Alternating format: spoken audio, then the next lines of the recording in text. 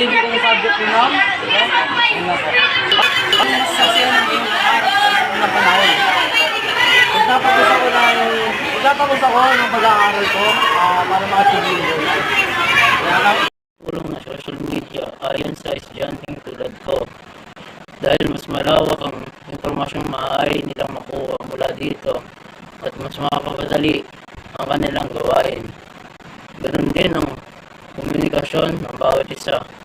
Magbibigay din ito ng saya sa kanila upang mapaglibang pagkatapos ng kanilang aralin. Ako po si Jerry Luis Villacruz mula sa Grade 7 Beverly Hills.